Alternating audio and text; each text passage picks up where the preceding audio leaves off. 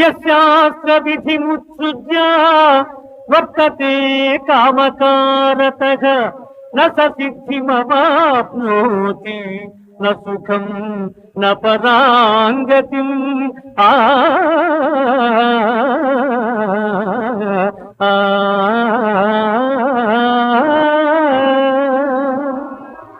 శాస్త్ర విషయములను అనుసరింపక ఇచ్ఛా మార్గమును ప్రవర్తించువాడు సుఖసిద్ధులను పొందజాలడు, పరమపదము నందజాలడు.